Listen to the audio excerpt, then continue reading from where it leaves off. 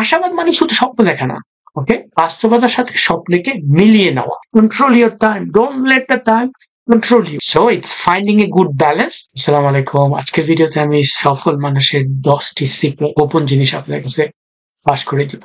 10 secrets of high performing people. এবং এই কারণে যে আমরা যদি আমাদের জীবনে বদলাতে চাই, জীবনে যদি কোনো ধারার ক্ষেত্রে আমরা যদি কোনো পরিবর্তন আনতে চাই, তাহলে এই ব্যাপারগুলো সাহায্য করতে পারে আপনাদেরকে। এবং এই জিনিসগুলো আমার জীবনে অনেক পরিবর্তন এনেছে, এবং যে কারণে আমি চাচ্ছি এই গোপন তথ্যগুলো আপনাদের সাথে শেয়ার করা। আপনি যদি চিন্তা করে দেখেন যে এই যে লাইফে সাকসেসফুল হওয়া, সফলকামী হওয়া, এটা কি আসলেই ভাগ্যের ব্যাপার?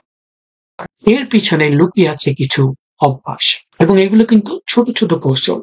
আপনি যদি এগুলো নিজের জীবনে প্রয়োগ করেন, তাহলে দেখবে সফলতা আপনারও হাতের নাগালে। আপনি যদি একজন ছাত্র হন, একজন ফ্রিল্যান্সার হন, একজন চাকরিজীবী হন, যে আমার চ্যানেলে আসছেন প্যাসিভ ইনকামের জন্য, কোন একটা উপায় খুঁজে বার করার জন্য, তাহলে আপনাদের সকলের জন্য এই ভিডিও খুবই উপযুক্ত হবে, এবং আশা করবো আপনার পুরো ভিডিও সুন্দর করে দেখবেন। প্রথমে যে বিষয়টা আমি বলবো সেটা হচ্ছে লার্ন টু সে নো।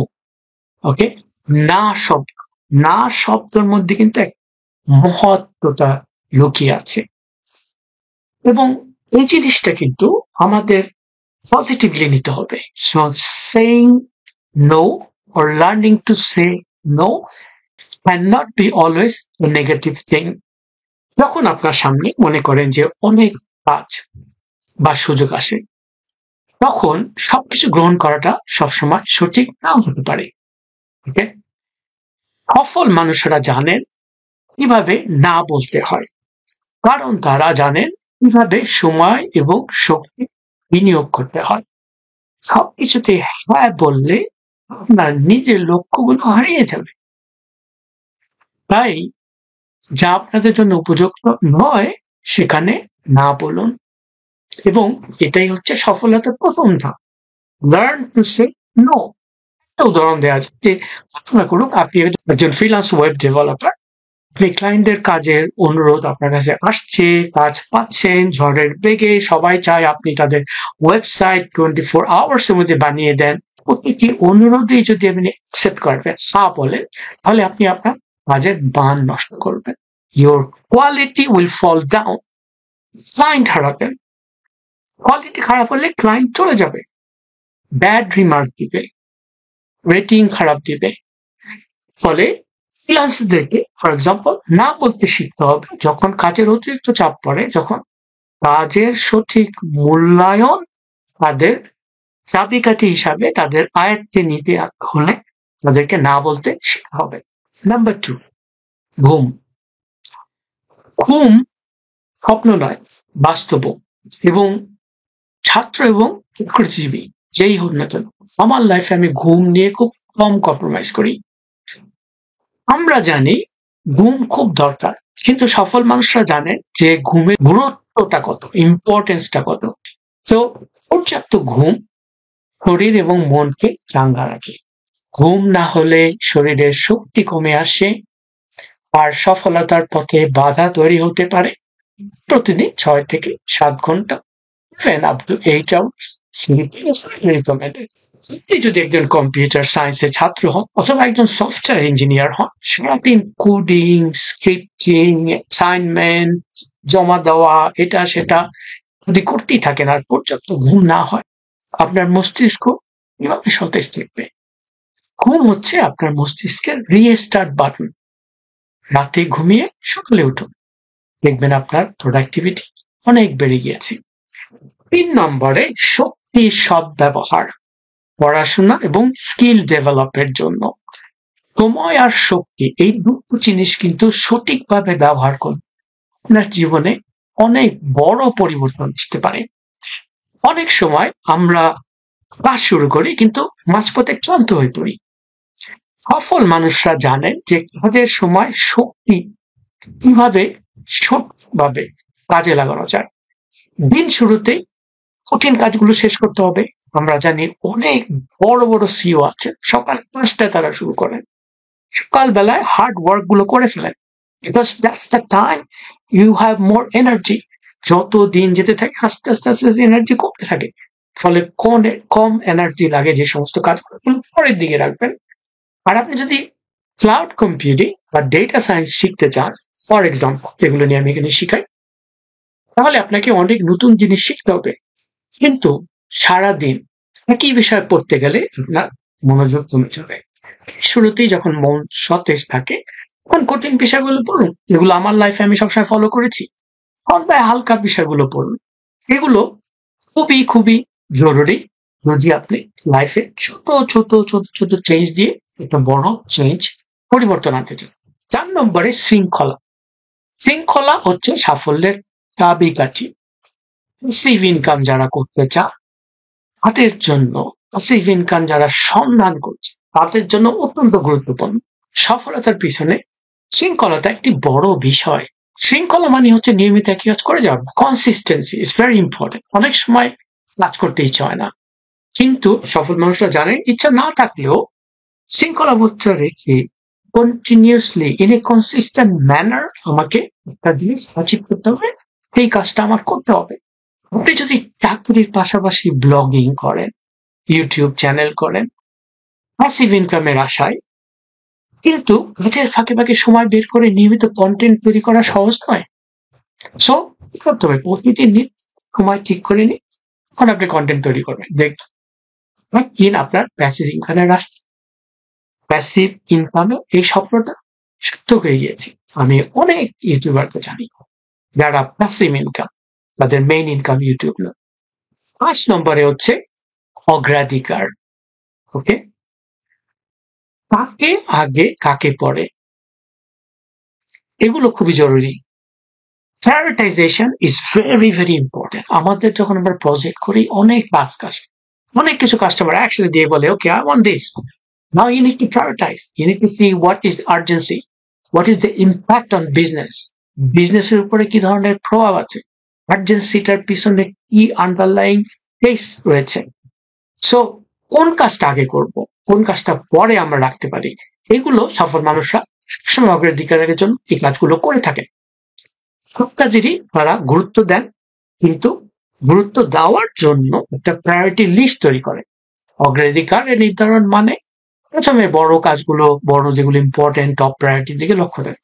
ধরেন আপনি যদি একটা ইউনিভার্সিটির ছাত্র বা একজন জুনিয়র সফটওয়্যার ডেভেলপার হন, আপনার সামনে একাধিক প্রজেক্ট বা অ্যাসাইনমেন্ট থাকতে পারে। একসাথে সব করতে গেলে আপনি কোনো কিছু ঠিক মতো করতে পারবেন না। তাহলে আপনাকে দেখতে হবে কোন প্রজেক্টের ডেডলাইন আগে আসছে, ওই প্রজেক্টগুলো আগে নেওয়া। কোন অ্যাসাইনমেন্ট গুলো আমাকে তাড়াতাড়ি জমা দিতে হবে, ডেডলাইন চলে আসছে, I have to focus on that. Okay, so এই পর্যন্ত যদি আমার ভিডিওটা আপনার ভালো লেগে থাকে, আমি সবসময় ভিডিওতে যেটা বলি অবশ্যই একটা লাইক দেবেন। আর যদি এরকম আরো অনুপ্রেরণামূলক video apart from those technical training যেগুলো আমি দিয়ে থাকি আপনারা পেতে চান, তাহলে আমার চ্যানেলটা যদি এখনো সাবস্ক্রাইব না করে থাকেন অবশ্যই সাবস্ক্রাইব করুন। সবকিছু সঠিকভাবে করতে চাইলে এই 10টি অভ্যাসকে আপনি জীবনের আয়ত্তের মধ্যে আনতে হবে, অনুকূলে আনতে হবে, চেষ্টা করতে হবে এগুলো মেনে চলা। ওকে, লেটস গো ব্যাক। নাম্বার 6, সময়, time. Time is very precious. আপনার হাতে টাইম, আপনার হাতে টাইম, সময় ইজ ইন ইয়োর হ্যান্ড। সফল মানুষরা নিজেদের সময়ের উপরে সম্পূর্ণ নিয়ন্ত্রণে রাখে। They keep time in their control. It's very important. Don't let time go away. যখন যেই টাইমে যেটা করার, যখন যেই বসে যেটা করার করে নিতে হবে। Control your time. Don't let the time control you. সফল মানুষরা নিজেরা কিন্তু সময়ের উপরে নিয়ন্ত্রণ আনতে পারেন। প্রতিদিন সময় কিভাবে কাজে লাগানো যাবে, কোন সময় কোন কাজ করবেন, এগুলো তারা ঠিক মতো নিয়ন্ত্রণ করে ঠিক মতো করে নেন। আপনি যদি একজন ফ্রিল্যান্সার হন, গ্রাফিক ডিজাইনার হন, গ্রাফিক ডিজাইনার হন, আমি বারবার বলে যাচ্ছি ফ্রিল্যান্সারদের টাইম কন্ট্রোল করতে হবে নিজেদের। আপনার কাছে একাধিক ক্লায়েন্ট রয়েছে, ওকে, কিন্তু সময়ের হিসেব না রাখলে কখন কোন কাজ কোন সময় জমা দিতে হবে। বিশেষ করে ফ্রিল্যান্সাররা গ্লোবাল এনভায়রনমেন্টে কাজ করেন। আমেরিকার ক্লায়েন্ট থাকতে পারে, অস্ট্রেলিয়ার ক্লায়েন্ট থাকতে পারে, এশিয়ান ইন্ডিয়ার ক্লায়েন্ট থাকতে পারে, আমাদের ইউকে ক্লায়েন্ট থাকতে পারে, আমরা বাংলাদেশ থেকে করছি। আমার সাথে প্রচুর ফ্রিল্যান্সার যোগাযোগ, তারা তাদের ক্লায়েন্ট সম্বন্ধে স্টোরিজ আমাকে বলে। আমি জানি তারা বিভিন্ন দেশের ক্লায়েন্টের বিভিন্ন টাইম ফ্রেমে কাজ করে। So time management is very important. You are your own boss. একজন উদ্যোক্তা হিসাবে, একটা এন্টারপ্রেনার হিসাবে আপনি আপনার নিজের বস, এটা আপনাকে চিন্তা করতে হবে। নম্বরে সেটা হচ্ছে শেখা, কন্টিনিউয়াস লার্নিং। সারা জীবন শিখতে হবে। I learn all the time. আমি প্রতিদিন কিছু না কিছু শিখছি। Every day I am learning something. সফল মানুষরা কখনো শেখা বন্ধ করে না। Never ever, they learn continuously all the time. তারা জানেন আজ আমরা যা জানি হয়তো কালকে সেটা ভ্যালিড থাকবে না, কিংবা সেটা হয়তো যথেষ্ট না। Because technology is evolving, things are moving, everything is going ফাস্টার। So তারা সবসময় নতুন কিছু শেখার জন্য তৈরি থাকেন। আমি জানি যে সিইওরা অ্যাভারেজে 50টা বই পড়েন। বই পড়ার হ্যাবিট নিয়ে আমি অনেক বলেছি। বই পড়েন, এক পাতা করে পড়েন। একটা মোবাইলেও আপনি পড়তে পারেন, আপনার ট্যাবলেট থাকলে ট্যাবলেট, পিসির মধ্যে পড়তে পারেন। সো টেকনোলজিসে বিশেষ করে যারা আমার চ্যানেলে সাবস্ক্রাইবার, যারা technically capable, highly skill people, freelancing, passive income, entrepreneur, উদ্যোক্তা কিংবা চাকরিজীবী, তাদের এই যে টেকনোলজি জগতে যারা আছেন তারা দেখেছেন টেকনোলজি সব জায়গায় এখন, এবং how is evolving very very fast, extremely fast. Corona ভাইরাসের পর ট্রেমেন্ডাস গতিতে ডিজিটাল ট্রান্সফরমেশন হচ্ছে। তো নতুন নতুন জিনিস আবিষ্কার হচ্ছে। এই নিয়ে প্রোগ্রামিং এর নতুন জিনিস আমরা ChatGPT, Gemini, fourth generation, text to speech, generative AI, কত কিছু দেখছি চারিদিক থেকে। So you have to keep yourself up to date. তাই নতুন কিছু শেখার অভ্যাস গড়ে তুলতে হবে। দেখবেন আপনি সবসময় টেক জগতে আপ টু ডেট থাকবেন। শুধু তাই না, whatever your area of expertise, you will be always up to date. Number 8, চাপ, প্রেশার ম্যানেজ করা। ওকে, চাপ কিন্তু আসলে শত্রু না, বন্ধু। পরীক্ষা, ইন্টারভিউর জন্য প্রেশার কিন্তু মানুষকে সবসময় সঠিকভাবে যদি ম্যানেজ করা যায়, তাহলে কিন্তু মানুষকে অনেক দিক থেকে, আমাদেরকে অনেক দিক থেকে সাহায্য করে স্বাবলম্বী হওয়ার জন্য। তো জীবনে চাপ আসবে, দ্যাট ইজ কোয়াইট নর্মাল। কিন্তু সফল মানুষরা চাপকে তাদের সুবিধা মতো ব্যবহার করেন। প্রেশারকে অপরচুনিটি হিসাবে তারা কনভার্ট করে। ওকে, এবং তারা চাপকে কোনো ভয়ের কারণ হিসেবে নেন না। তারা মনে করে এর মধ্যে নিশ্চয়ই একটা পজিটিভ কিছু লুকায়িত আছে। এই যে চাপ মোকাবেলা করা, প্রেশার ম্যানেজ করা, কর্মক্ষমতাকে উৎস হিসেবে তারা দেখেন। মনে করেন পরীক্ষার হলে বা ইন্টারভিউ বোর্ডে আপনি গিয়েছেন, সেখানে চাপ তো অবশ্যই থাকবে, কিন্তু সেই চাপকে আপনি যদি নিজের কাজে লাগিয়ে নিতে পারেন, যদি ভেরি প্রোঅ্যাক্টিভলি, ক্রিয়েটিভলি এগুলো ম্যানেজ করতে পারেন, চাপকে ভয় না পেয়ে আপনি সেটাকে সাফল্যের সহায়ক হিসাবে করতে পারেন। এবং ওই যে মাইন্ডসেটটা is very important. Don't take pressure as a pressure, but take it as a way to create, to optimize, to make yourself more valuable. Number 9 is very important, which is hope. আশা থাকা, আশাবাদী থাকা, positive থাকা। সফল মানুষরা সবসময় আশাবাদী থাকতেন। তাদের জীবনের সাকসেসের সিক্রেট ইনগ্রেডিয়েন্ট হচ্ছে they are always helpful. They always see good things in bad things or any other areas where they have complications. কিন্তু তারা বাস্তবতাকেও তারা মাথায় রাখেন। আশাবাদ মানে শুধু স্বপ্ন দেখা না, ওকে, বাস্তবতার সাথে স্বপ্নকে মিলিয়ে নেওয়া। So it's finding a good balance of what is a dream of what is a reality. So balance is very important. আপনি হয়তো একটা স্টার্ট আপ শুরু করেছেন, ফর এক্সাম্পল আমি স্টার্ট আপের উপর অনেক ভিডিও আছে, আপনারা দেখতে পারেন। প্রথম দিকে আপনার লোকসান হবে। ওকে, আমি অনেক স্টার্ট আপকে জানি, যাদের আমি কনসাল্ট করেছি, বিভিন্ন বিষয়ে সাহায্য সহযোগিতা করেছি, তারা জানি যে প্রথম দিকে অনেক অনেক struggle. That's why it's called start up. Okay, idea সবার কাছে গ্রহণযোগ্য হবে না। আপনার যে স্টার্ট আপের যে আইডিয়া, ক্রেজি আইডিয়া, একটা ম্যাড আইডিয়া, যেটা সবসময় আমরা দেখতে পারি, সবাই একটা ক্রেজি আইডিয়া, একটা ম্যাড আইডিয়া নিয়ে আসে এবং সবাই বলে this impossible, this guy is crazy, is gone mad and stuff. But that's where things happen. এর জন্য কি হতে হবে? হতাশ হলে চলবে না।